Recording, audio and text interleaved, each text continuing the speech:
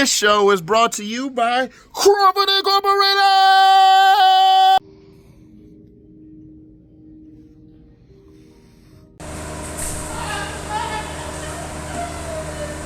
Okay. Else this time Chandler, different style of driving in his lead with once again that little bit of a flick initiation, really deep.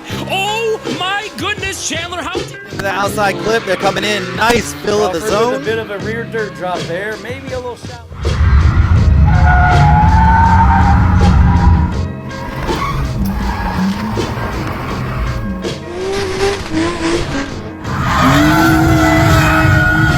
Whoa, you ain't gonna just stop on my video and not like and subscribe though, are you? Like, for real though? You gonna leave a comment at least? At least comment. So I can get back to you and I can respond. Please. I love you. Like and subscribe. Yo, it's your boy your friend TV though. I'm finally back. I'm doing my show. I'm calling it the 170 show. You should already know. Thank you for clicking on my video. So let's get going.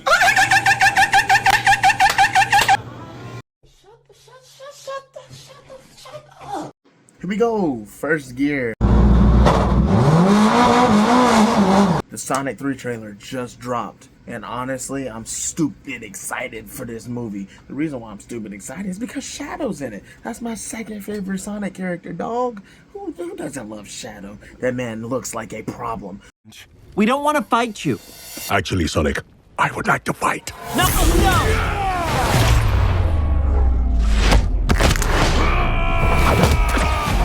My turn. Can we just talk about this? Let's get to it real quick. You know, real fast, Sonic style. You what? Sonic 3 trailer just dropped. And honestly, the first film profited a lot. It had made him $306.8 million in the box office. The budget for it was $85 million. So they made plenty of bazooka blank on that thing. You did what I'm saying. Sonic 2. Sonic 2 was somehow better than the first one. Sonic 2 was better than the first one. And they made $405.5 million on the box office, bro.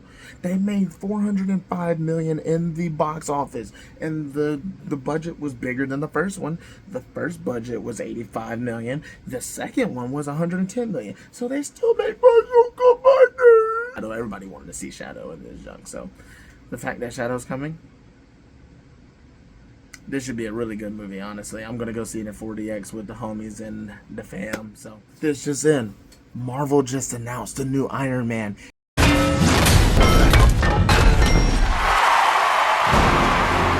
It is Clint Van Nort. No. Wait. Not Iron Man. Dang, what's that thing called? What? It's something about a... It's something about irons, like oh.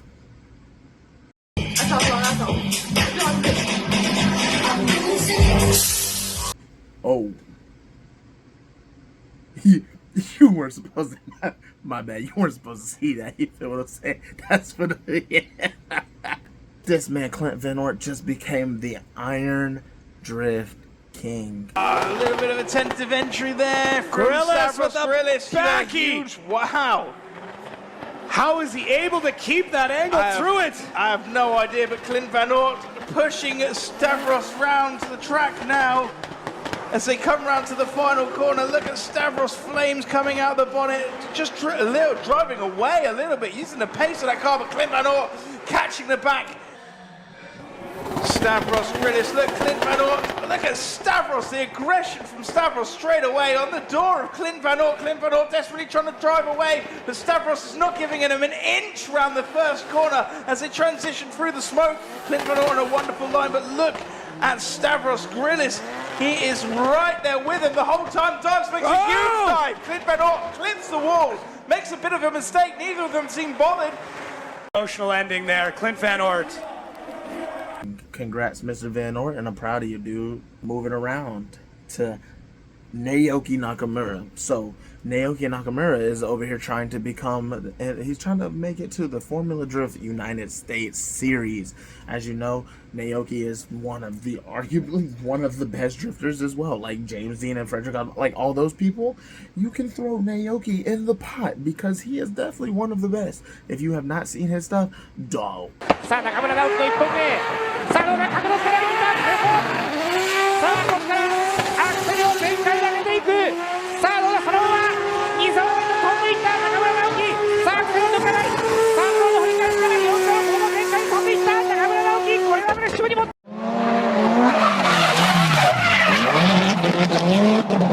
Just look up Naoki Nakamura. Honestly, I don't know who doesn't know Naoki. Honestly, everybody should know Naoki. Yo, bro, outshine. It's just Luke Fink is some reason in Odibakshi's Pro Spec car. Can we just see that team up real quick? You dig what I'm saying? Odibakshi's and Luke Fink together, buddy. That is nuts.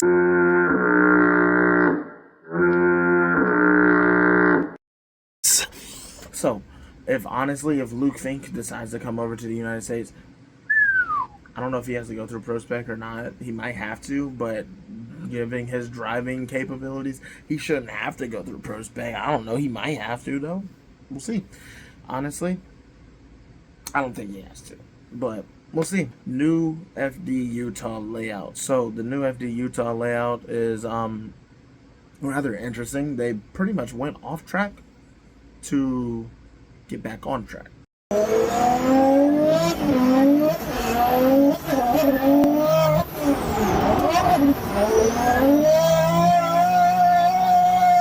The outer zone. So like you would go over the rumble strips and then you would hit the outer zone and then it would kind of flow normal, I guess, as Utah would be. But yeah, they changed it up a little bit, and honestly I liked it. It looked a lot smoother and a lot easier to tandem with. I don't know how the rumble strip really affected the cars, but I know that track is not easy at all because of the fact that the drop-offs is huge drop-offs. So if you messed up, you messed up, like really. But I did like the new layout, honestly. It's pretty sick. Lauri Heinonen won the 5th round of Drift Masters. Through the gears down, no messing around. Big opposite flick from Lauri Heinonen, and Kavir deals with it. Look at Kavir glued to the door of the other S13 as they fire across the circuit. Kavir now waits for the transition. Heinonen gets himself into the wall. So does Kavir. No messing around though. Back out of it again as they go deep. And Kavir goes for an early transition. Up onto the door he goes as Heinonen drags him across the line. Oh, got to put it on the door for Finland, and he's got to put it on top step of the championship. Here we go. Yeah, look at this nice initiation. Heinonen goes late on the initiation, gets that car set up, but Kavir's already up and gone. Flicks that car from left to right. Heinonen, a big throttle, dabs on the foot brake. Now looks for the side of Kavir, and I don't think he's had that much proximity before. As Kavir now starts to drive away. Kavir almost gets taken out by Heinonen. He's glued to the door. Forget about it. That transition from Heinonen, forget about it. Is Lauri Heinonen gets the win.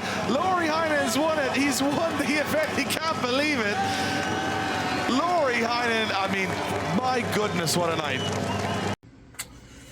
So we're gonna have to talk about it a little later. Koichi Yamashita just won round 5 of the Formula Drift Japan Series. So congrats to him. TMS Racing Team Good Ride, car number 37, Koichi Yamashita gets the win. You are the winner here and the champion of this round. Formula Drift also just made a Pro Spec Instagram, so now you can check out the Pro Spec drivers and check out everything you need to know about them only on that page. It's not going to be mixed together on normal Formula Drift Instagram, so that's pretty sick. And college football, NFL football, it is finally the football season. College and NFL just started the past 2 weeks, and honestly I'm excited because my team beat the Bengals. We wasn't supposed to be in the game.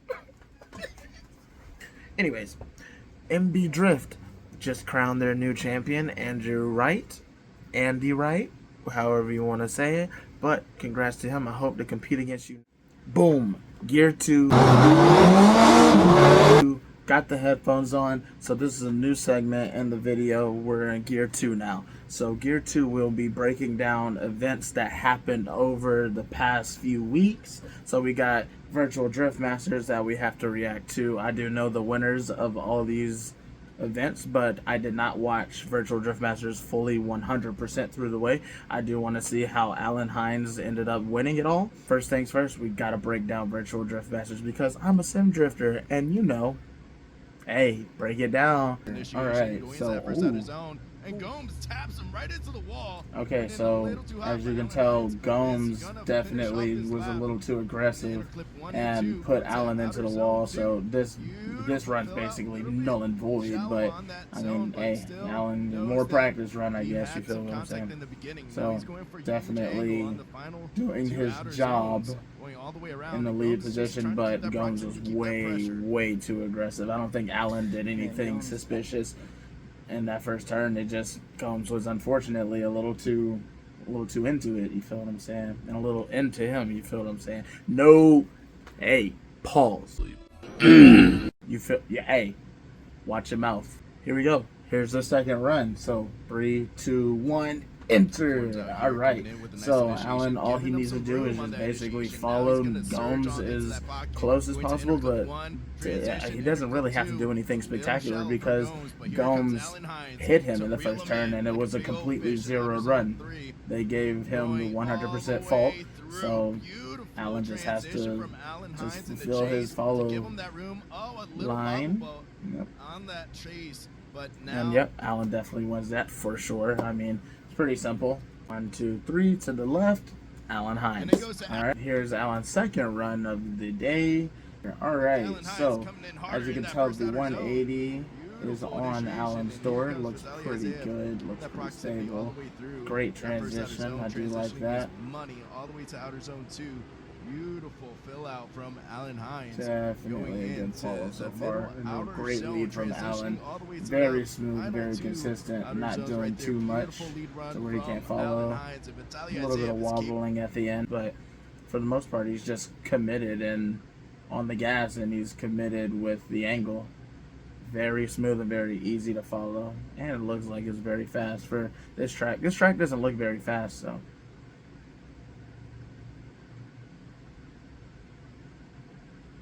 Run 2.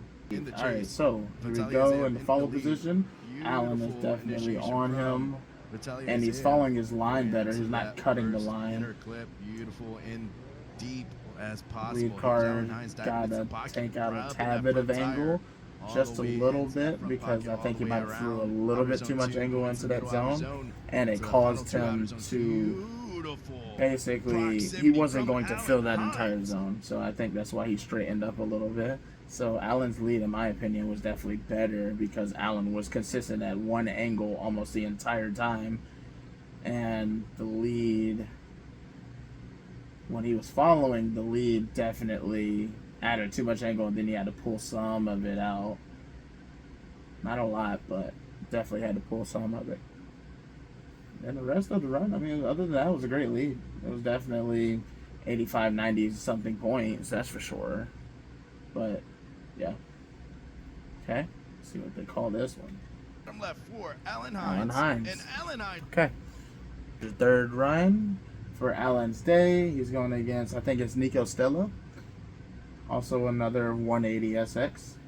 Initiation is great beautiful entry from Hines, Alan. and Nico Stella is keeping that proximity right off the rip. Nico the kid Stella trying to knock off Alan Hines, the Irish lad. Coming out here with the S chassis all the way through to outer zone 2. Here's Nico Stella. So it seems like Nico is very close.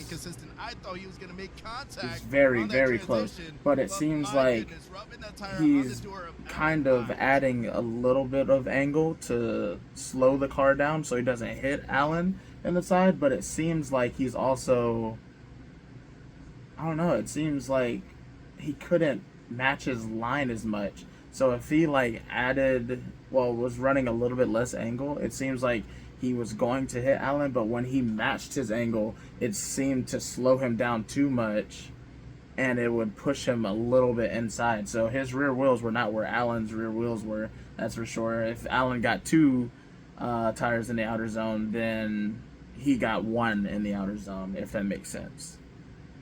You always try to match the lead driver. That's the one thing you want to try to match lead. All right, so good entry from Nico.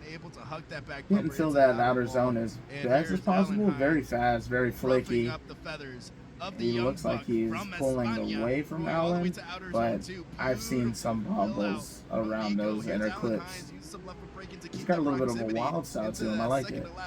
And Allen is just pushing him, honestly, throughout the track. That was probably the fastest lap I've seen, like, lead-wise. Out of looking at Allen's runs, that was probably one of his fastest opponents, at least up to this moment, so. Oh, yeah, for sure. He wasn't completely in the outer zones. He might have tapped that wall, too. Yep. Good outer zone. Good outer zone. Maybe a little over it. Nothing too bad. And Allen just matched it. Better line. And he tapped him a little bit. But I think he had a better line and a better follow behind him. He was actually able to match his angle and his line. He did get a little gap established behind that lead car, though. But I think it was due to the lead car having slight mistakes into the outer zones. He didn't fill the outer zones, I don't think, as best as Allen did.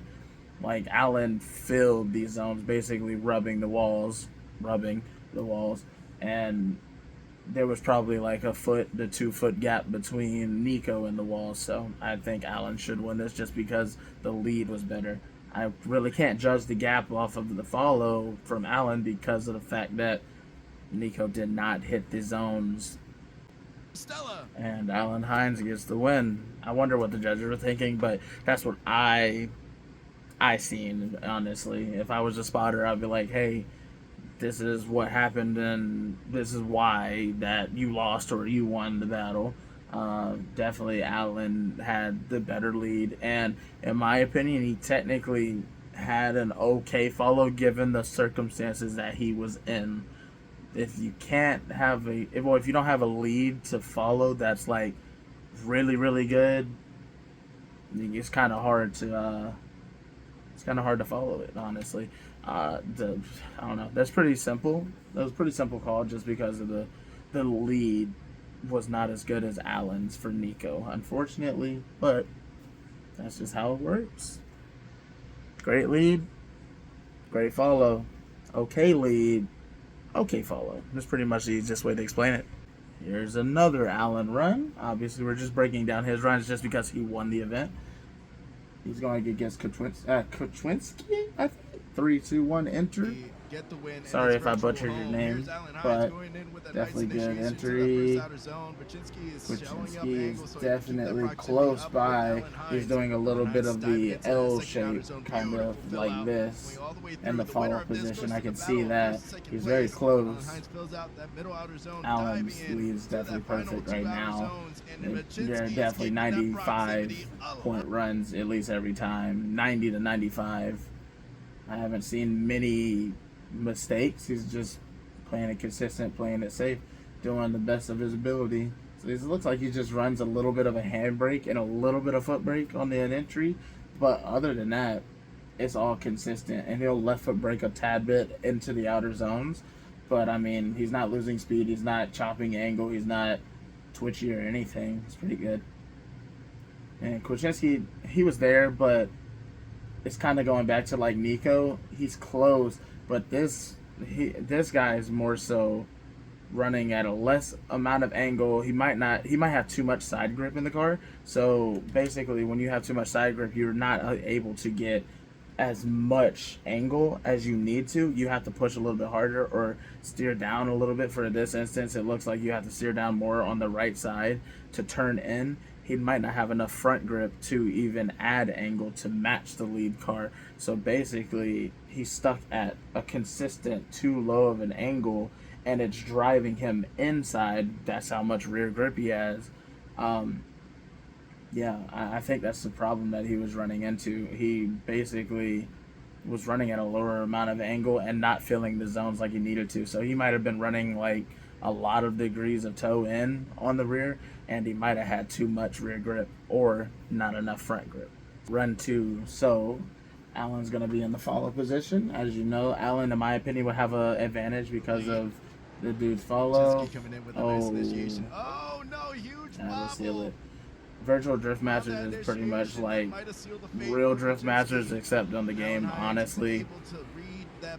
One little mistake against these guys, you're pretty much done. There's a lot of qualifying runs that I know that there were cutoffs of 93 plus points in qualifying. So any little mistake you make, it's unfortunate, but you're most likely out. So there's a finals battle between Hines and Ostrika. I think Ostrika drives the VDC as well as, you know, Alan Hines does. But Ostrika is definitely a really, really good driver. And it's the final. So 3, 2, 1, entry. So Alan actually for once had a slight mistake. It doesn't look crazy, but he did not feel that outer zone, that first outer zone, as good as he was the rest of the day. He didn't feel it as quick.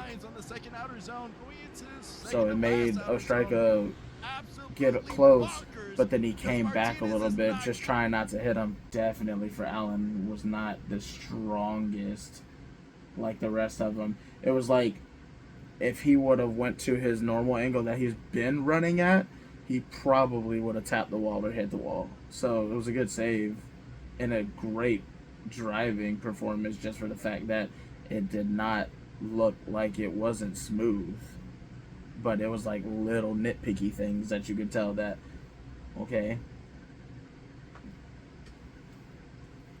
But it was a good lead, good follow, good adjustment from Ostrika too. So here's the second run. 3, 2, 1, entry. And Martinez coming in here with the e-brake tool to the first outer zone. Here comes Alan Hines trying to reel in that proximity as much as Martinez was doing. Good inner clips. That outer zone was kind of similar to Alan's. A little fallback from Alan Hines, but able to dive back into the pocket, using that left foot brake to surge back in. And here comes the second to last outer zone. Huge angle from Alan Hines in the chase. Martinez is going out here, ripping up. Smooth lead, smooth follow. Honestly, looking at it, I think that Alan didn't have the best of leads. I mean, it was great, but that first turn when he made that little bobble with his angle, it wasn't like, you can't tell it's a bobble, but it seems like that first outer zone caused Ostrika to be a little bit more offline. He did get back online, but that would be a mistake from Alan, and Ostrika or Martinez, whoever you want to call it, his lead, it kind of looks similar to Alan's. He didn't really fill the outer zones like crazy, and he did pull a little bit of a gap on Alan because of it, but in my opinion, it's a little too close to tell, just because of the fact that the runs look very similar too. So let's see what they call it.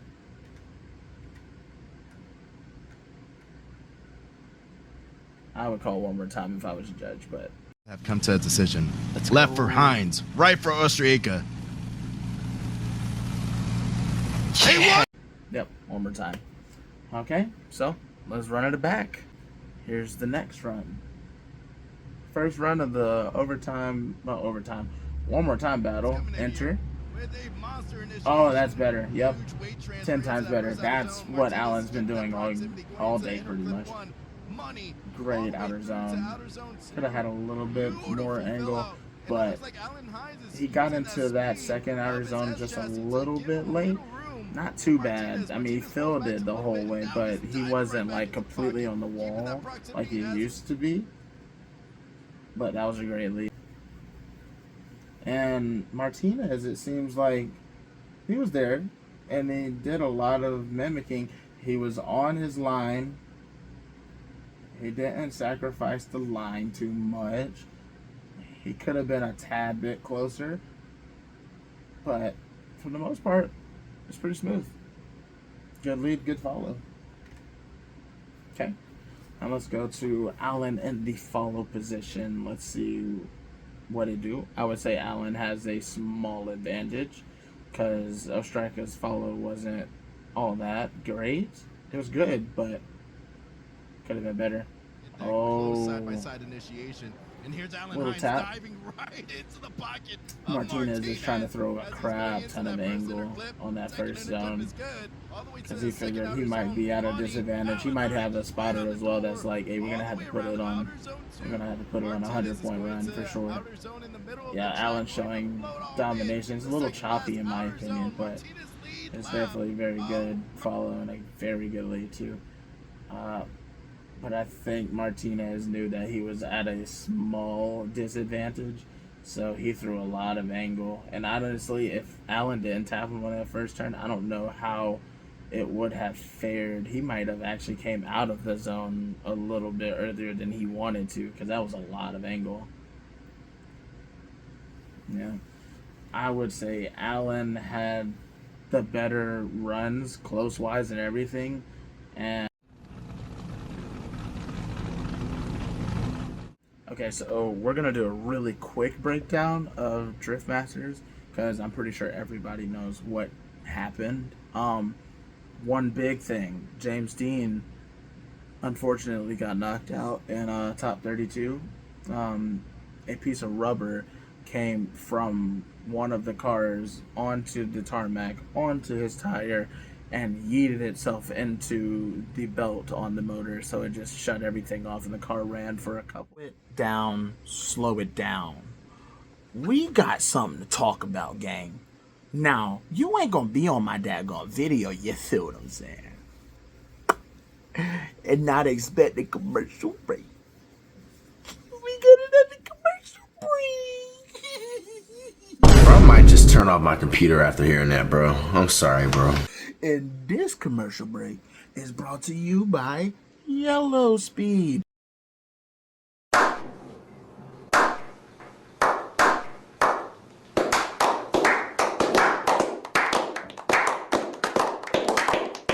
New brakes or suspension in specific, hit up Yellow Speed Racing United States and we can take care of you.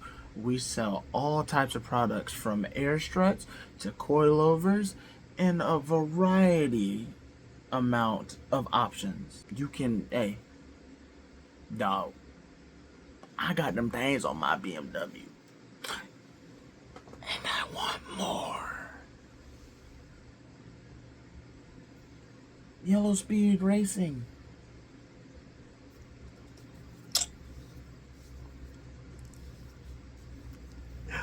Follow us at Yellow Speed Racing. This is our Instagram. Boom, boom, right there. Follow me on Twitch at CC_170. Follow the team on Instagram at Crawford Incorporated. And follow my personal Instagram at 170. Not the number. It is the number, but not, don't be those guys or that gal that says 170. I don't see you. Oh my God.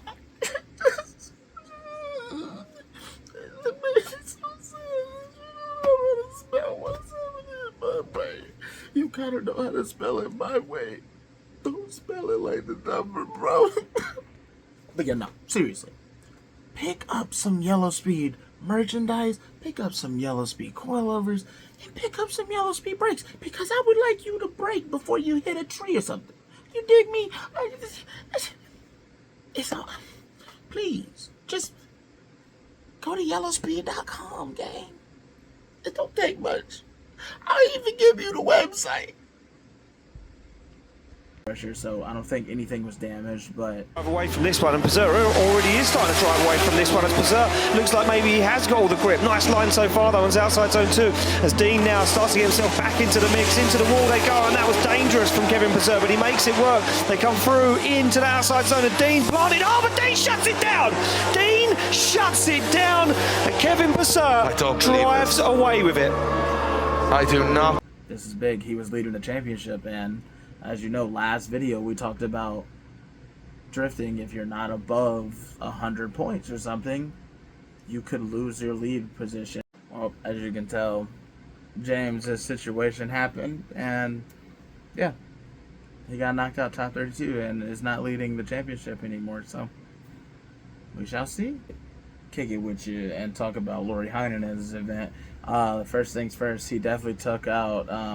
He won the event for sure, but he took out Max Heinrich. He took out Juha Rentinen.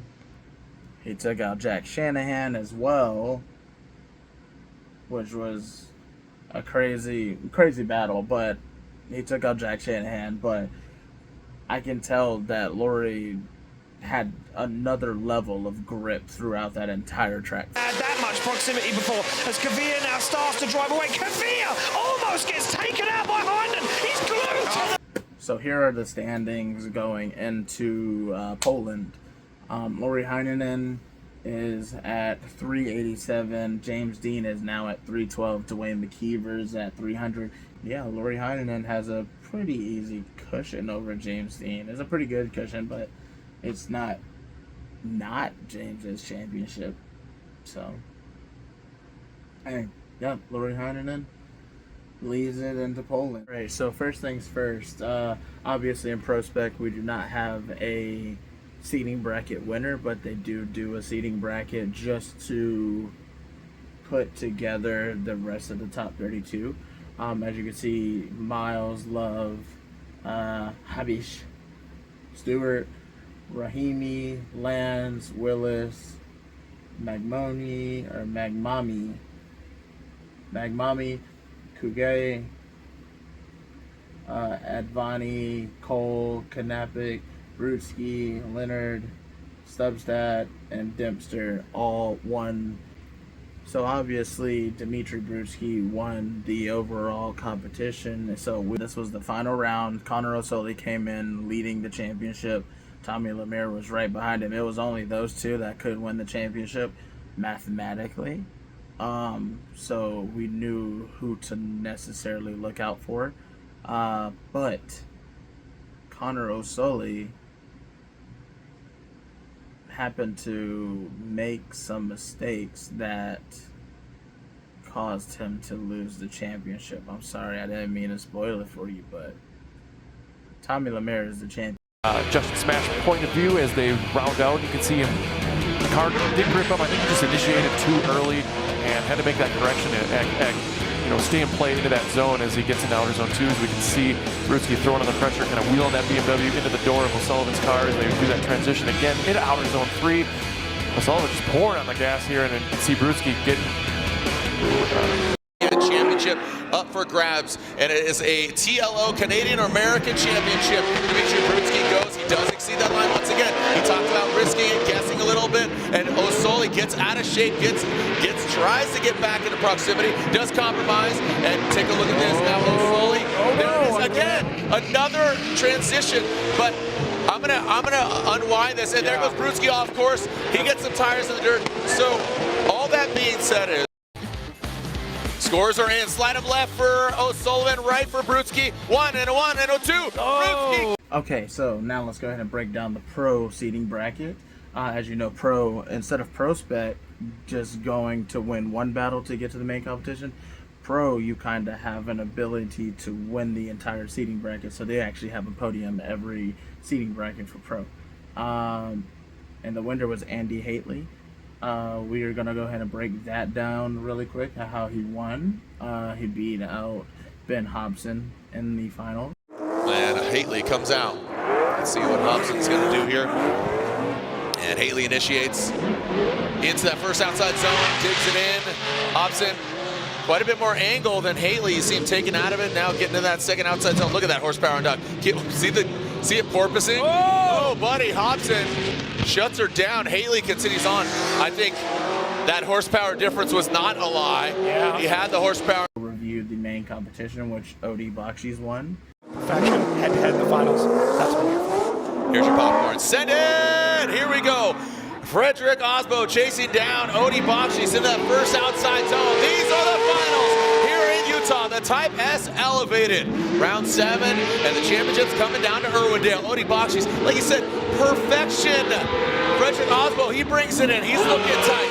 That last last outside zone. The cars are wound up, and there it is. Odie Bakshi's once again.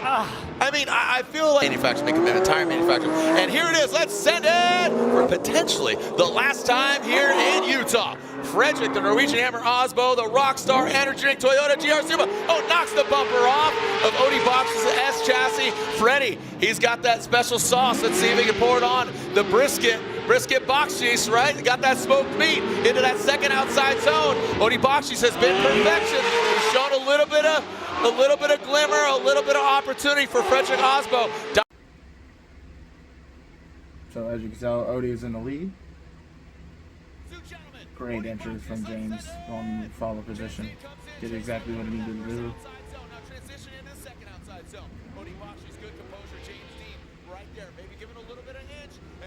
Odie's filling a great lead line, but he did gap James a little bit. And James pushed a tad bit too hard, and I think his transition, he was trying to catch back up to Odie out of outer zone 2 to outer zone 3, and when he got to Odie's door, he added angle to slow down, but he was going in way too fast, so he dropped the start. Okay, we got James in the lead. Remember, James did drop tires in the back. Great safe entry from Odie, but he's still close. And Odie's right there. Oh, James made a little bobble. It seems like he mistimed it again. Odie, I think, forced him to have to push harder than he needed to. James did know that he was definitely at a deficit off of his follow mistake, so yeah, he pushed a little too hard, and Odie gets the win. So as you can tell from there, James made a mistake, and Odie got the win. Let's talk about it. We've already been through Gear 1, Gear 2. Now we go into Gear 3. So here we go. Let's get into it. So as you can see on the screen, here is how the Drift Masters points will stack up with the qualifying points, the qualifying showdown points, and the competition points overall. So as you can see, the qualifying points are as stands, so only 1 through 8 actually get points for qualifying. But if you qualify in the top 4 in Drift Masters, you get a chance to battle for extra points. So the max you can get, if you qualify first, you get 8 points. Then if you go to the showdown and you win it overall, then you get to 12 points, obviously. So overall, the highest amount of points you can get is 112 points. That is a perfect event. You won everything, qualifying, showdown, and the battles, right? So James Deane has done that this year. If he were to do that right now, he would get, James Deane were to win the event with 112 points, like, so he won everything. He has 312 points right now, right? You add that together, it's only 424. If Lauri Heinonen gets 40 points, he is your champion by 3 points. He will only have 427 points. James Deane will have 424. There's not really much else. As long as Lauri Heinonen gets 40 points, he is your champion. So it is not complete wraps yet, but judging off of Lauri Heinenen's history, so obviously round 1 he had 96 points, round 2 he had 40 points, round 3 he had 110, round 4 he had 40 again, round 5 he had 101. Okay, so every time Lauri Heinonen has a good event that he's basically making second place, first place, around there, like he's on the podium for sure, he has a not so good event and he makes it only to the top 16. So as long as Lauri Heinonen makes it to the top 16, he should be your champion, depending if that is if he gets 40 points. Now let's say Lauri Heinonen makes it to the top 16, he gets 32 points, right? But he doesn't get any points at all, like for the qualifying showdown, or get any points for the, he doesn't get any points for the qualifying. So he qualifies, let's say out of the top 8. So he gets no points for that. So 0 on that. Then you got his 387, which 387, if you take that and add it with 32, he gets 419 points. So realistically, as long as Lauri Heinonen gets 40 points, he will win the championship. It's not hard, but it's also Drift Masters. Anything can happen. Something simple as like the car won't like pull to the line. Literally, just won't pull to the line. There's a lot of if factors with this.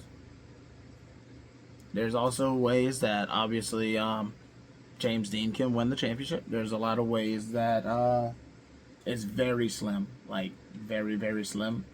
But there's ways Dwayne McKeever can win the championship. And mathematically, even Connor Shanahan could somehow win the event.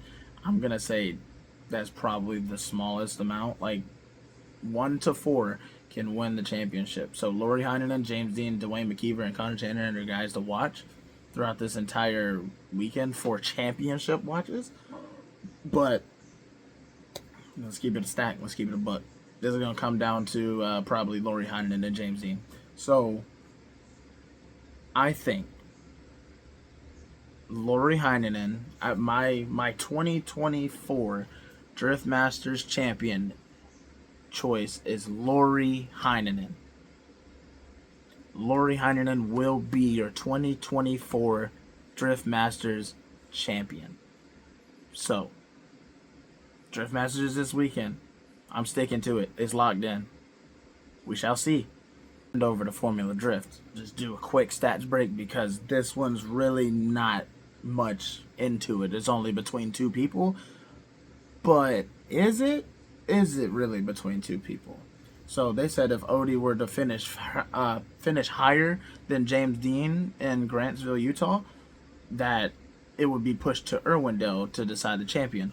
However, because James Deane did make it to the Final 4, he did not podium, but he did make it to the Final 4.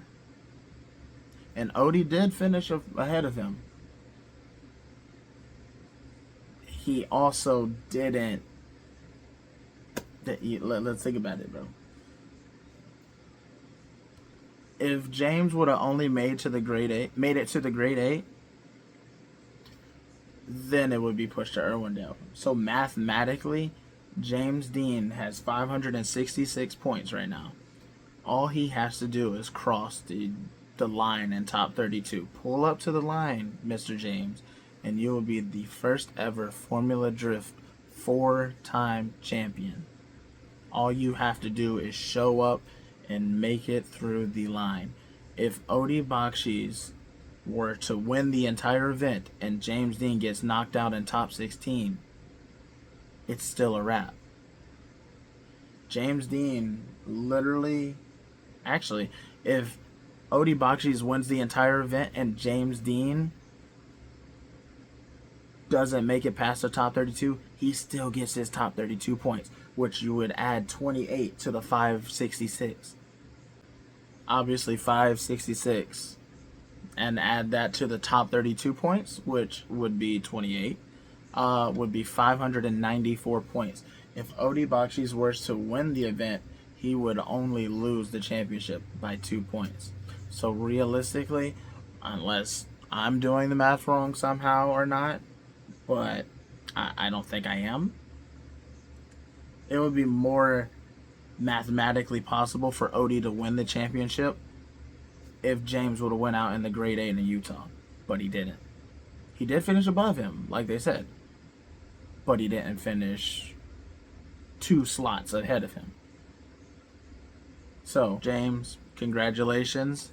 God willing, you will make it there. Everything will go smoothly, and you'll be the first ever 4-time champion. Thus, going back to episode 1, where we were saying, is James the GOAT? kind of hard to argue it right now. 4-time champ. Maybe he might win Drift Masters too. Who knows? But he's for sure going to probably be the Formula Drift 4-time champion. And it's going to be interesting next year. What happens? Will we see Osbo 4-time champion? James 5-time? Or will somebody else come in and wreck the day, so to speak? So, as you can see,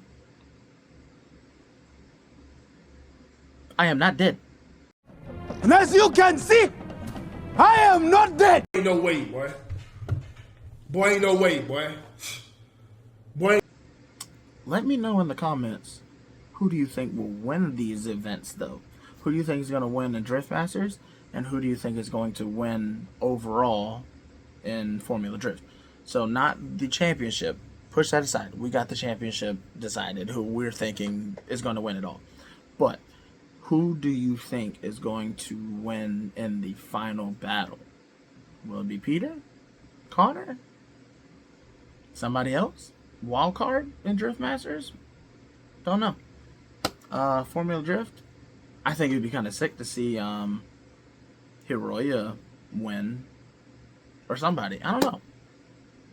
Comment down below, who do you think is going to get the W in those event style? Oh no!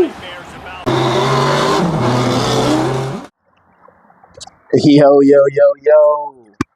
Classes in session. So, 4th year, we're gonna call it class in session with 170. So, this is for an opportunity for you to comment and learn about what you want to learn about. It can be football, it can be drifting, it can be Dragon Ball Z. I don't care. Honestly, I'm just here to try and receive the information as you comment it and regurgitate everything that I've learned about it or everything that I know about it. So, we're going to keep this very short and very brief. Get out your pens and papers, and there will be a pop quiz next video. So, pay attention. Pay attention. Trust me. You're going to want to. It's not going to be a lot of information. It's just going to be something simple, something brief, just so we can make sure you know 4th gear, every video from now on, is going to be a learning process. So, anything you want to learn about, I'm here for you.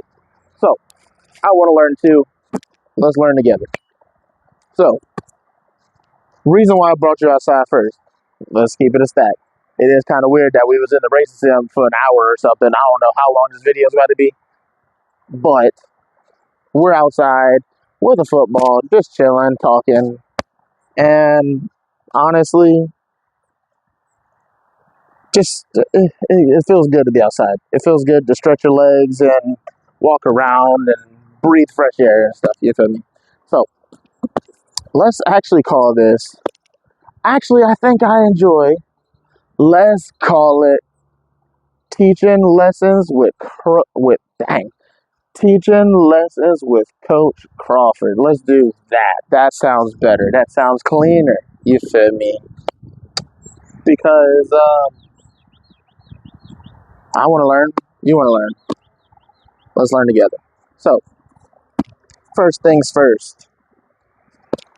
Class is about today. Today's class, we will be talking about, does toe make grip? And obviously we're talking about drifting.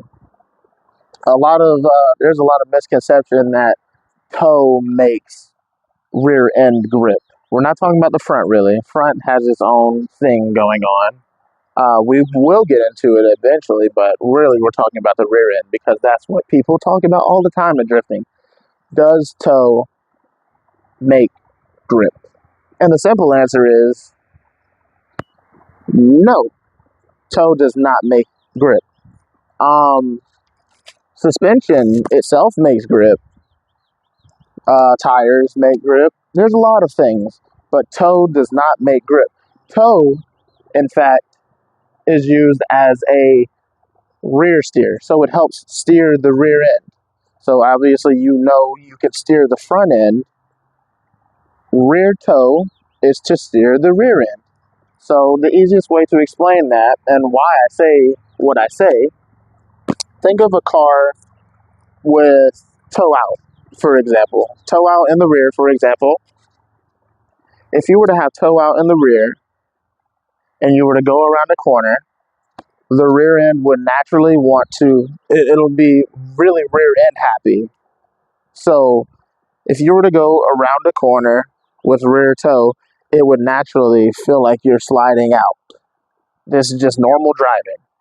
The reason why is because if you take your feet and you tow them out, think of if I went around, say, this football, I would basically be doing this.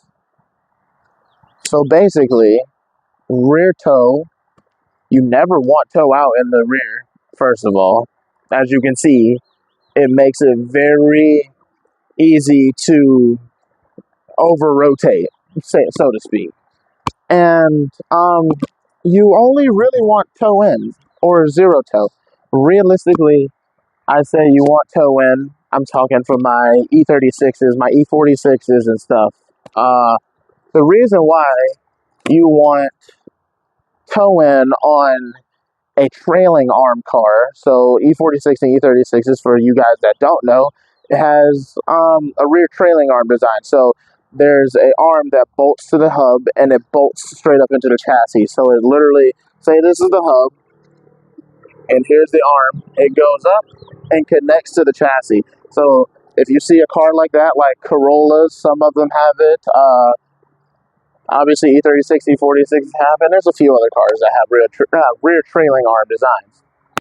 But those specific designs, let's say E36, E46, you will want to run a little bit of toe in. The reason why you will want to run a little bit of toe in is because when the suspension compresses to the ground, like, so when you get on the gas or you're under a turn and you get on the gas, blah, blah, it toes out under compression.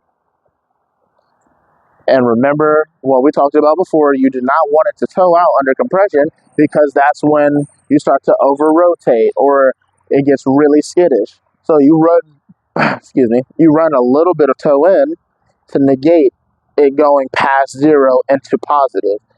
So, well, into negative. That's a hard thing to explain, honestly, because as you know, as the people that have done alignments, toe in technically is a positive number and toe out is a negative number. Obviously, zero is zero, but when that's too complicated, we're just gonna keep it simple, keep it brief. You feel me? So, the reason why you want to run a little bit of toe in on the E36 or E46 is because under compression, it will toe out naturally. But the goal is not to run toe in to get forward bite or more grip. It's so to speak of you want your car under compression to toe out to zero. You want it as even as possible because that gives you the most amount of forward bite and it makes the car as easy as possible to drive. If you have too much toe in, so obviously remember toe out is going to make the rear end want to over rotate and it's going to go past the front end, right? But if you toe it in, it makes the car harder to drive. So let's say if you ran a quarter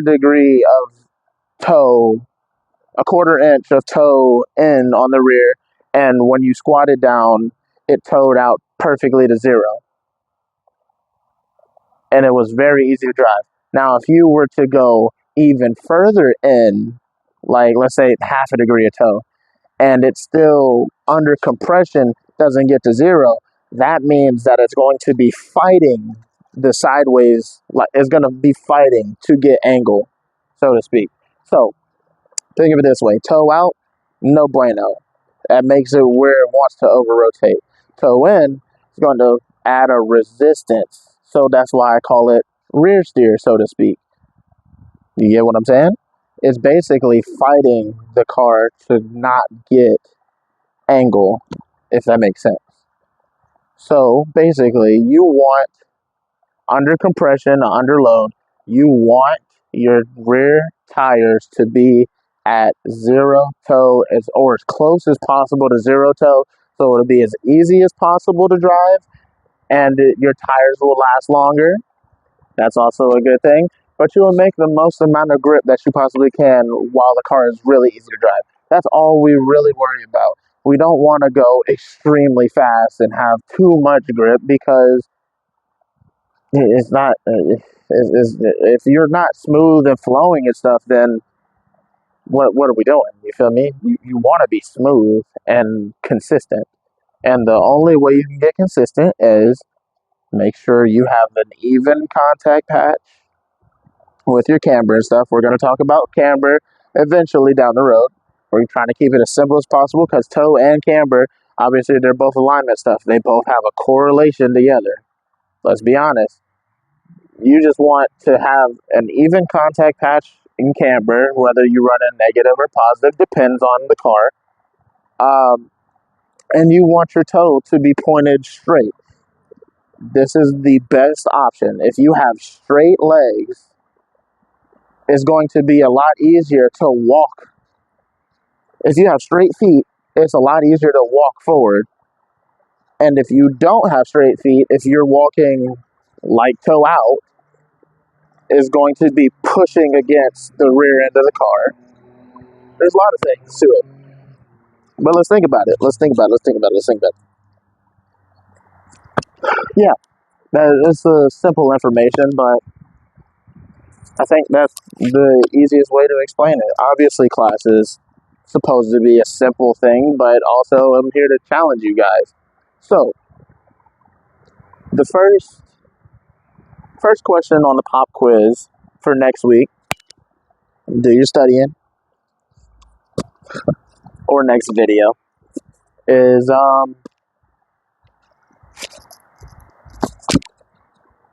why don't you want to run toe out in the rear of a car or a drift car? That is the first question. Second question, what happens if you run too much toe in on the rear of a drift car? Third and final question.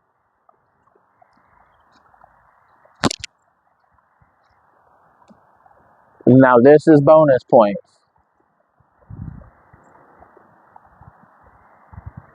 What is fourth gear's new segment called? I'll give you a freebie. It has to do with Coach Crawford.